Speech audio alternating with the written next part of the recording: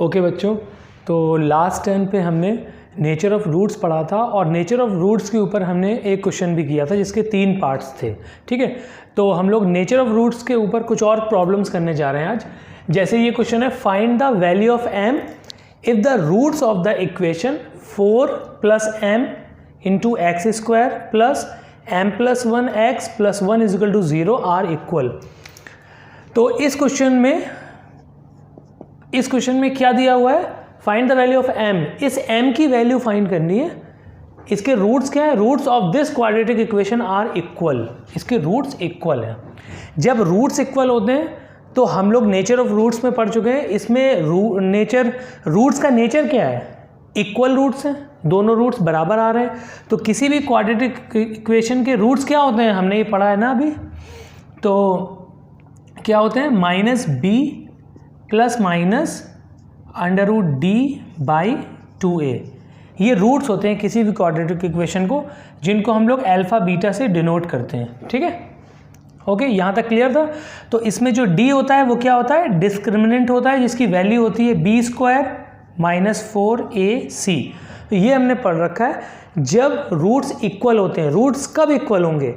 जब d 0 हो जाएगा, क्योंकि जैसे ही d 0 होगा, d जब 0 हो जाएगा तो ये वाला यहाँ पर क्या होगा? ये 0 हो जाएगा। जब ये 0 हो जाएगा तो ये वाला पार्ट ये पूरा कैंसिल आउट हो जाएगा, यहाँ पर रहेगा ही नहीं, ये 0 हो गया। ठीक है, तो यहाँ से क्या आ जाएगा? अल्फा बीटा, मतलब रूट्स क्या आ जाएंगे? -b/2a। Roots means alpha beta means x की वैल्यूज़। ठीक है, क्या आ जाएगी? -b/2a। तो यहाँ से हम लोग क्या कह सकते हैं? Alpha = -b/2a and beta = -b/2a। तो ये इक्वल रूट्स आ जाएंगे। तो इसके लिए क्या ज़रूरी है? इस क्वाड्रेटिक इक्वेशन के रूट्स इक्वल हैं, तो m की वैल्यू फाइंड करनी है। इसका मतलब d को 0 होना ज़रूरी है, तभी इक्वल रूट्स आएंगे। ठीक है, तो इस क्वेश्चन में हम लोग क्या करेंगे? इस क्वेश्चन में हम लोग सिर्फ इतना करेंगे कि d को 0 कर देंगे।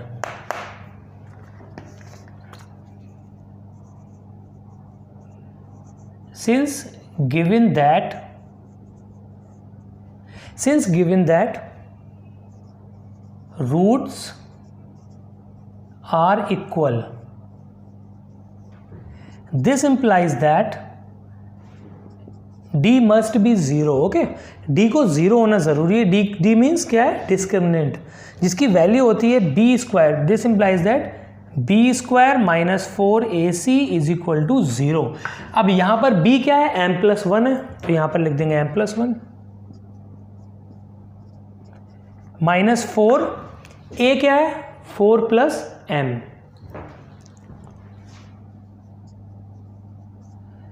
इंटू c क्या है? c 1 है, तो यहाँ पर 1 लिख देंगे = 0। दिस इंप्लाइज दैट, इसको सॉल्व कर लेंगे। a + b का होल स्क्वायर का फॉर्मूला लगाए, a² + b² + 2ab माइनस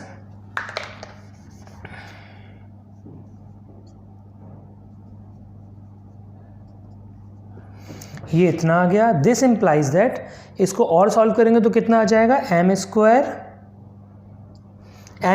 और ये कितना बचेगा? -2m। इसको और इसको सॉल्व करेंगे तो -2m आएगा। यहाँ आ जाएगा -15 = 0। ठीक है,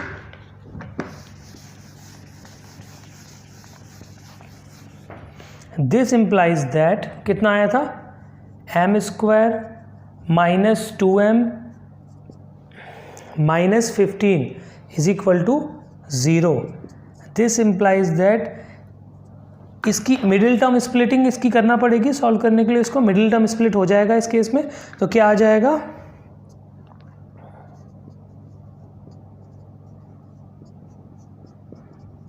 इसको हमने मिडिल टर्म स्प्लिट से किया है, डायरेक्ट फॉर्मूले से भी सॉल्व हो जाएगा ये, और एक और मेथड हमने बताया था उससे भी सॉल्व हो जाएगा, मिडिल टर्म स्प्लिट से भी सॉल्व हो जाएगा, बाई कंप्लीटिंग द स्क्वायर से भी सॉल्व हो जाएगा। ठीक है, तो यहाँ पर क्या लिख सकते हैं हम लोग? m -5 और यहाँ पर एक मिनट, यहाँ पर क्या लिया है? यहाँ पर प्लस आएगा क्योंकि जब इसको सब्ट्रैक्ट करेंगे तो -2m आना चाहिए, ठीक है। यहाँ पर क्या लिया हमने, +3 -5 = 0। दिस इम्प्लाइज दैट इन दोनों में से m - 5 कॉमन आ गया और यहाँ क्या बचा, m + 3 = 0। This implies that m = 3, m = -3 and 5। ये इसका m की वैल्यूज़ आ गई, ये m की वैल्यूज़ है, ठीक है। तो ये आंसर आ गया हमारा। रूट्स इक्वल है, इसका मतलब d 0 होगा, वहाँ से हमने m की वैल्यू निकाली है, ठीक है।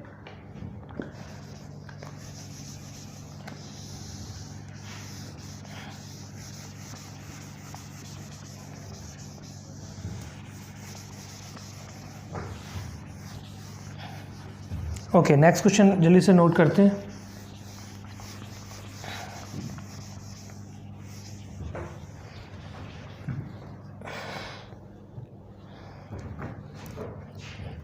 नेक्स्ट क्वेश्चन है find the value of k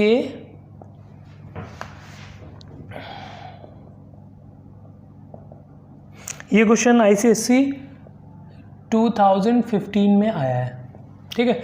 find the value of k if the roots find the value of k for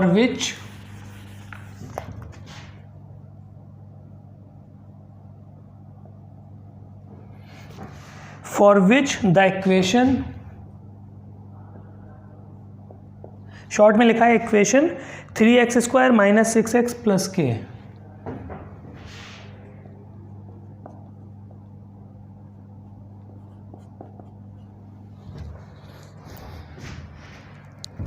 has distinct and real roots।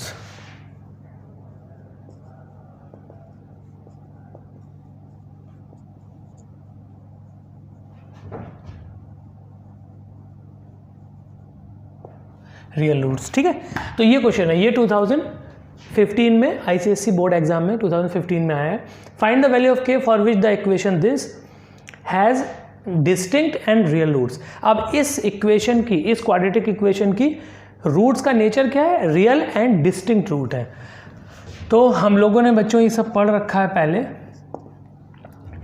कि किसी भी क्वाड्रेटिक इक्वेशन की रूट्स जो होती हैं वो क्या आती है, -b + -√d/2a, जहाँ पर d क्या होता है, b² - 4ac डिस्क्रिमिनेंट होता है क्वाड्रेटिक इक्वेशन का। तो इसकी रूट्स क्या है, डिस्टिंक्ट एंड रियल। डिस्टिंक्ट है, रियल रूट्स हैं, ठीक है। तो डिस्टिंक्ट और रियल रूट्स कब आएंगी, जब d 0 से बड़ा होगा। जब d 0 से बड़ा होगा तब डिस्टिंक्ट मीन्स अलग अलग रूट्स आएंगी। तो सपोज यहाँ पर इसको सॉल्व करने के बाद सपोज 7 आ गया इसको सॉल्व करने के बाद, तो -b + 7/2a और दूसरा आंसर क्या आएगा, -b - 7/2a। तो दो अलग अलग डिस्टिंक्ट रूट्स आ जाएंगी जो रियल भी होंगी, ठीक है। तो इसका मतलब कि इन दिस क्वेश्चन क्या होगा, इस क्वाड्रेटिक इक्वेशन की रियल डिस्टिंक्ट रूट्स हैं।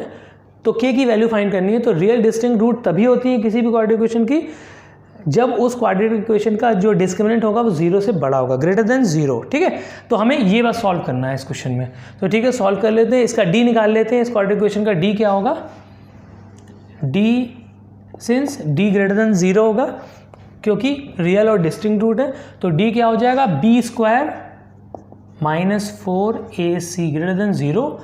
दिस इंप्लाइज दैट b कितना है, 36 - 4a और c कितना है, k।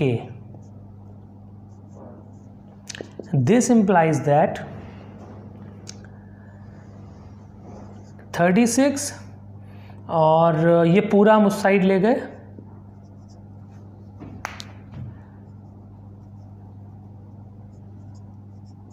12k। This implies that कितना हो जाएगा,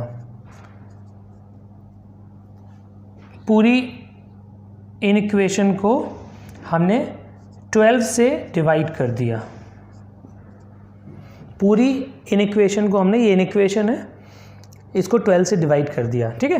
तो यहाँ पर तो हो जाएगा 1, दिस इम्प्लाइज दैट ये कितना हो जाएगा, k की वैल्यू क्या आ जाएगी, इसको कैंसिल आउट कर देते हैं,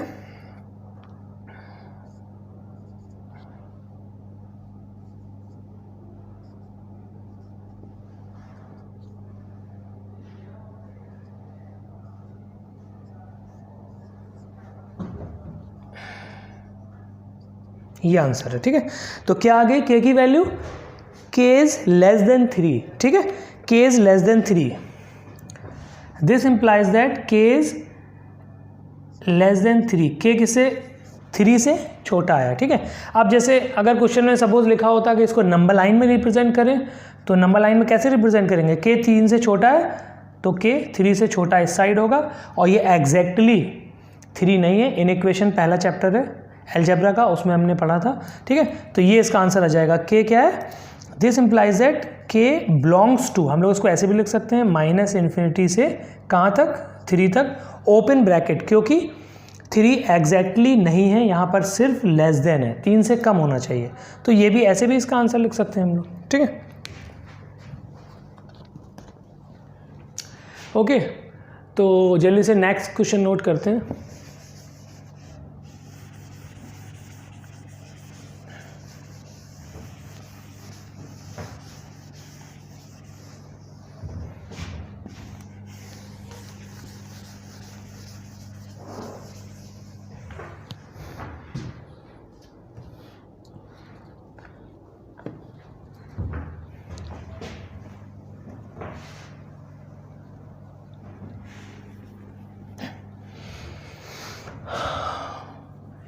नेक्स्ट क्वेश्चन है, find the value of k for which the equation 9x², for which the equation 9x² plus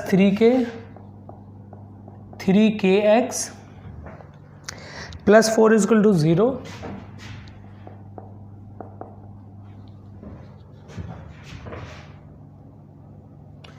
has real roots,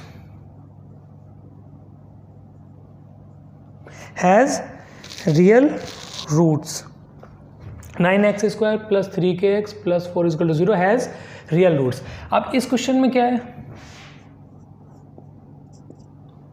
इस क्वेश्चन में लिखा है इस क्वाड्रेटिक इक्वेशन की रूट्स रियल हैं, ठीक है। तो किसी भी क्वाड्रेटिक इक्वेशन की रूट्स जब रियल होगी तो इसका मतलब क्या होगा, d इज ग्रेटर देन 0 होना चाहिए, तभी रियल रूट्स आएंगी, ठीक है। तो इस केस में क्या हो जाएगा, हमें पता है कि x is equal to -b plus minus √d/2 है। ये क्या होता है, ये रूट्स ऑफ क्वाड्रेटिक इक्वेशन है, ठीक है। तो जब रूट्स रियल रूट्स हैं, ठीक है। अच्छा, यहाँ पर डिस्टिंक्ट नहीं लिखा है, सिर्फ रियल लिखा है, तो जब रूट्स रियल है तो फिर ये वाला केस आएगा, d is greater than equal to 0, ठीक है। ये क्यों आएगा, क्योंकि यहाँ पर इक्वल टू, अगर इक्वल रूट्स आ गई तब भी रूट्स तो रियल ही आएंगी ना, इक्वल आ गई तब भी रियल आएंगी, और d इज ग्रेटर देन 0, या अगर अलग अलग रूट्स आए तब भी रूट्स रियल होंगी, ठीक है। तो रियल रूट्स के लिए क्या है, इक्वल रूट्स भी हो सकती हैं और डिस्टिंक्ट भी हो सकती है, डिस्टिंक्ट रूट्स भी तो रियल होंगी, ठीक है।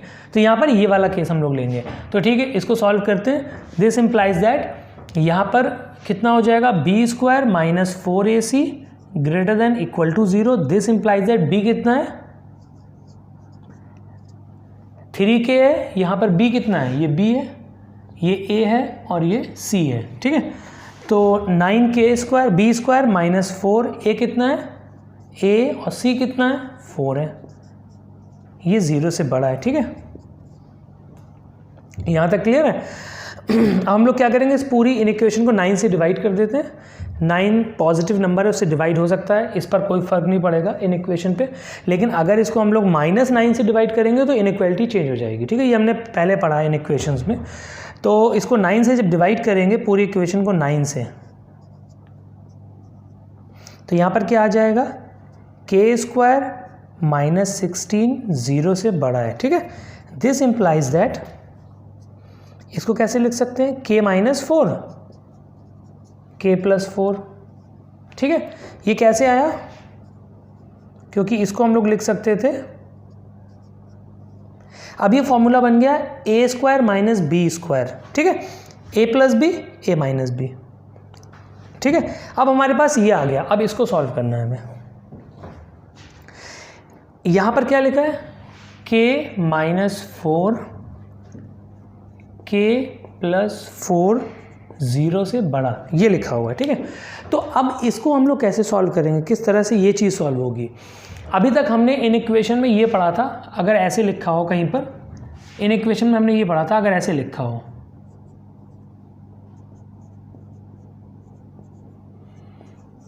ऐसे हम लोग सॉल्व कर लेते थे, ये सब हमने पढ़ा था। लेकिन अब यहाँ पर 2 ब्रैकेट है, इसको कैसे सॉल्व करेंगे। तो इसको हमें सॉल्व करने का जो तरीका है वो इस लेवल पे 10th क्लास में, एक्चुअली 11th क्लास में जब आगे बढ़ेंगे तो वहाँ पर हम लोग वेवी कर्व मेथड पढ़ेंगे।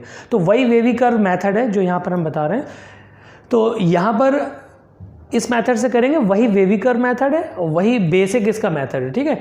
तो किस तरह से करेंगे, पहले सबसे पहले क्या करेंगे, हम लोग इसको नंबर लाइन पे प्लॉट करेंगे, इसके पॉइंट्स को, इस ब्रैकेट को 0 के इक्वल करेंगे तो यहाँ से क्या आ जाएगा, k इज इक्वल टू 4 आ जाएगा। इस ब्रैकेट को 0 के इक्वल करेंगे तो क्या आ जाएगा, k इज इक्वल टू -4 आ जाएगा, ठीक है। यहाँ से 4 आ जाएगा, यहाँ से -4, तो पहले -4 फिर यहाँ से 4। तो इनको क्या किया हमने, पहले नंबर लाइन में प्लॉट कर लिया। अब हमें देखो इसको हमें सॉल्व करना है।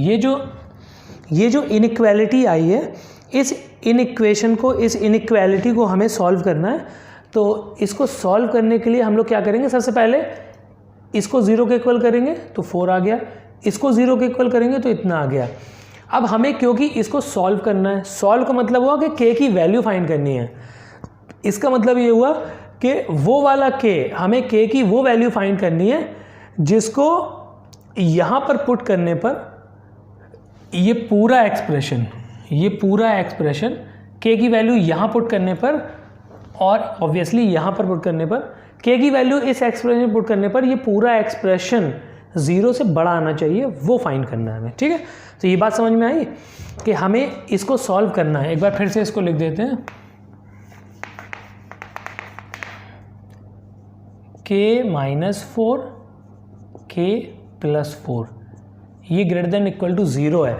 तो हमें इसको सॉल्व करना है, ठीक है। तो इसको सॉल्व करने का मतलब क्या होता है, किसी भी इन इक्वेशन को सॉल्व करने का मतलब होता है उसकी x की वैल्यू निकालनी या k की वैल्यू, यहाँ पर वेरिएबल k है तो k की वैल्यू निकालनी होगी। तो सॉल्व करने का मतलब ये हुआ कि k की वो वैल्यू निकालनी जिसको यहाँ पुट करने पे हमेशा ये 0 से बड़ा आए। तो वो कब आएगा 0 से बड़ा, वो हम लोग निकालने जा रहे हैं। उसके लिए सबसे पहला स्टेप ये है कि हम लोग उसको नंबर लाइन में प्लॉट करेंगे, ठीक है। कोई भी क्वाड्रेटिक होगी उसको फैक्टर में ब्रेक कर लेंगे। ये तो फैक्टर में ब्रेक होके पहले से ही हमारे पास आई है, ठीक है। हमने ये क्वाड्रेटिक को फैक्टर में ब्रेक कर लिया, अब इसको हम लोग नंबर लाइन में प्लॉट कर दिया। अब हम ये देखेंगे कि अगर 4 से बड़ी वैल्यू इस पर पुट करते हैं, इस पूरे एक्सप्रेशन में k की जगह पर 4 से बड़ी वैल्यू पुट करते हैं तो क्या आता है, पॉजिटिव आता है, नेगेटिव आता है, तो वो चेक करेंगे। तो 4 से बड़ी वैल्यू ज़रा k पे यहाँ पर पुट करो 5, सपोज 5 पुट किया तो 5 माइनस 4 1 आएगा, ठीक है। अगर हमने यहाँ पर k की वैल्यू अगर पुट की हमने सपोज 5, तो यहाँ पर 5 माइनस 4 1 आएगा और यहाँ 5 प्लस 4 9 आएगा, ठीक है। तो ये एक्सप्रेशन पूरा पॉजिटिव हो रहा है। इसका मतलब 4 से बड़ी जितनी भी बड़ी वैल्यू कोई भी पुट करके देख लो, ये हमेशा पॉजिटिव आएगा। 4 से बड़ा पॉजिटिव आ रहा है, ठीक है। अब इन दोनों के बीच की कोई वैल्यू पुट करके देखते हैं क्या आ रहा है। इन दोनों के बीच की वैल्यूज़ पुट करते हैं। तो यहाँ पर हम लोग जब बीच की वैल्यूज़ पुट करेंगे, सपोज हमने 3 ले ली, 3, तो जब यहाँ 3 पुट करेंगे, 3 जब हम k की वैल्यू पुट करेंगे 3, जब यहाँ 3 पुट करेंगे तो ये क्या हो जाएगा, 3 माइनस 4 माइनस 1 और 3 प्लस 4 7, तो ये नेगेटिव हो गया। ये पूरा एक्सप्रेशन नेगेटिव हो गया। जब ये पूरा एक्सप्रेशन नेगेटिव हो गया, इसका मतलब इन दोनों के बीच की वैल्यूज़ कोई भी पुट करेंगे, मतलब 4 से कम कोई भी वैल्यू पुट करेंगे इस एक्सप्रेशन में, तो ऑब्वियसली इस ब्रैकेट की वजह से नेगेटिव आ जाएगा, ठीक है। तो यहाँ नेगेटिव आ गया, क्लियर है। उसके बाद अब -4 से कम कोई वैल्यू इसमें पुट करते हैं। -4 से कम सपोज -2 है, ठीक है, सॉरी, इससे कम वैल्यू हमें पुट करनी है। तो -4 के पहले क्या आएगा, यहाँ पर क्या आएगा, -5 आएगा, ठीक है। तो -5 को इसमें पुट करके देखते हैं। तो -5 यहाँ पर पुट करेंगे तो यहाँ पर क्या हो जाएगा, ये माइनस माइनस प्लस होंगे लेकिन आएगा माइनस साइन। और यहाँ पर जब हम लोग डालेंगे -5, यहाँ पर -5 जब लिखेंगे, हमने क्या लिया है, k is equal to, suppose हमने -5 लिया है, -4 से कम -5, ठीक है। तो -5 जब यहाँ पुट करेंगे तो ये -5 -4 प्लस हो जाएगा, लेकिन साइन माइनस का आएगा, -9, ठीक है। यहाँ आ जाएगा -9 और इस ब्रैकेट में क्या आ जाएगा, -5 + 4 -1। तो जब इसको मल्टीप्लाई करेंगे तो ये 0 से बड़ा आएगा, ये पॉजिटिव आ जाएगा, +9 आ जाएगा 0 से बड़ा। तो हमने ये देखा कि जब हम लोग -4 से कोई भी कम वैल्यू पुट कर रहे हैं तो वो क्या आ रहा है, पॉजिटिव आ रहा है, ठीक है।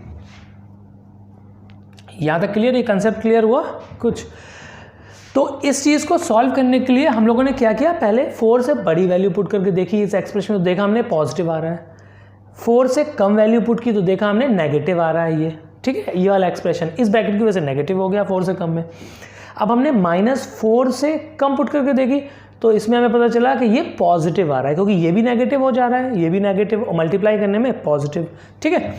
तो हमें क्या मिल गया, अब हमें इस k की वो वैल्यू निकालनी थी जिस वैल्यू पर ये पूरा एक्सप्रेशन 0 से बड़ा आना चाहिए, वही इसका सॉल्यूशन होगा। हर बार हम लोग वो वैल्यू पुट करेंगे, 0 से बड़ा आएगा, वही इसका सॉल्यूशन है। तो वो कहाँ पर आ रहा है, एक आ रहा है 4 से बड़ी वैल्यूज लेने पर, एक आ रहा है -4 से कम वैल्यू लेने पर, ठीक है। दिस इम्प्लाइज दैट इसका आंसर क्या हो जाएगा, k की वैल्यूज क्या होनी चाहिए, k की वैल्यू क्या होनी चाहिए, <4 एंड k की वैल्यू क्या होनी चाहिए, > 4 एंड <= -4। तो ये आंसर है, ठीक है। इस आंसर को हम लोग ऐसे भी लिख सकते हैं, दिस इंप्लाइज दैट, मिला के एक साथ भी लिख सकते हैं, k बिलोंग्स टू -4 से तो कम, -∞ की तरफ हम लोग जा रहे हैं, तो -∞ से लेके, ठीक है, -∞ से लेके -4, यहाँ पर आएगा क्लोज ब्रैकेट। ये सब हम लोग इन इक्वेशन चैप्टर में पढ़ चुके हैं कि किस तरह, कहाँ पर क्लोज ब्रैकेट आएगा, कहाँ पर ओपन ब्रैकेट होगा। इनफाइनाइट को कभी भी हम लोग क्लोज ब्रैकेट में नहीं रख सकते, क्योंकि एग्जैक्ट वैल्यू, इन्फिनिटी तो कोई वैल्यू नहीं है, इन्फिनिटी सिर्फ एक नोटेशन है, ठीक है। इसका मतलब होता है कि कोई भी एग्जैक्ट वैल्यू नहीं है, सिर्फ एक नोटेशन है इनफाइनाइट में जिसका कोई एंड नहीं, ठीक है। तो -4, क्योंकि यहाँ पे = लगा है तो -4 क्लोज ब्रैकेट में आएगा। अब एक सॉल्यूशन ये हो गया, यूनियन मीन्स ऐड कर दिया हमने। दूसरा सॉल्यूशन क्या हो गया,